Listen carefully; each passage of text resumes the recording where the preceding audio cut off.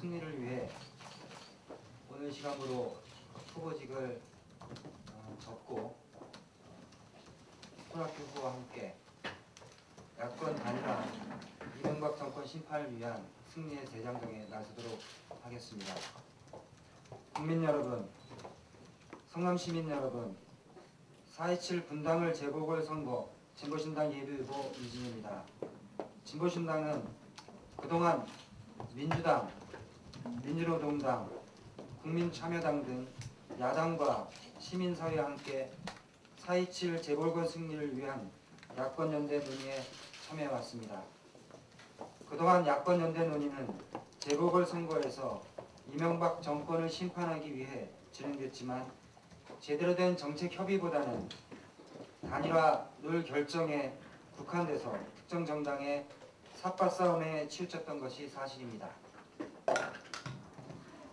정권에 대한 진정한 심판은 묻지마 단일화로는 불가능한 일이기에 진보신당은 미래와 지향의 공동 대안을 만드는 정책 연합과 상호 후회 존중의 선거 연합을 꾸준히 주장해왔습니다.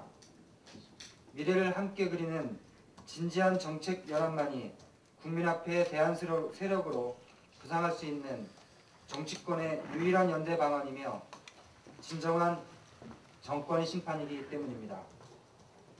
저는 분당을 4.27 재보궐선거에서 민주당 손학규 후보와 가치 중심의 후보 단일화에 합의해 민주당 손학규 후보로 단일화하기로 했습니다. 손학규 후보께서는 진보신당이 주장해온 노동시간 단축을 통한 일자리 확대, 최저임금 생활임금의 향상, 비정규직 사유 제한, 특수고용직 노동기본권 보장, 이명박 정부의 훼손된 조세 형평성 실현, 아동수당 도입 및 국공 및 보육시설 확대, 기초노령연금 현실화 등 정책과제를 적극 수용해 이를 실현하기 위해 앞장서기로 하였습니다.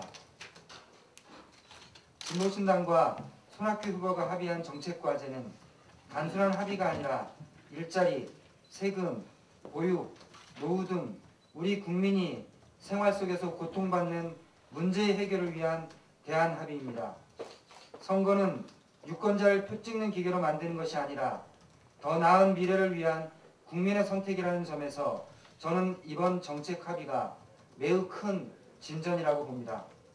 손학규 후보는 분당을 국회의원 후보로서 또 제1야당의 대표로서 이후에도 더 많은 의지를 갖고 가치연대의 최전선에 나서주시기를 부탁드립니다. 이번 후보 단일화는 그동안 우리 국민이 누리지 못한 차별받지 않고 노동할 권리가 보장되는 사회, 공평하게 세금 내는 사회, 마음 놓고 아이를 낳아 키울 수 있는 사회, 두려움 없이 늙을 수 있는 한국 사회에 대한 진보 개혁 세력의 논의의 진전입니다. 그동안 진보신당과 저 이진희에게 보내주신 국민적 지지에 감사 인사를 드립니다. 저 이진희는 지난날 출마 선언에서 아무나 복지국가를 말하지만 누구나 복지국가를 만들 수 없다며 진보개혁 세력의 단일화로 승리해 한국형 복지국가의 초석을 놓겠다고 말씀드렸습니다. 비록 저는 이번 선거에서 후보직을 내려놓지만 저의 한국형 복지국가에 대한 노력은 멈추지 않을 것입니다. 그동안 비정규직 노동자와 함께 성남 시민과 함께 그려왔던 한국 사회의 미래를 그리는 저의 도전은 계속될 것입니다.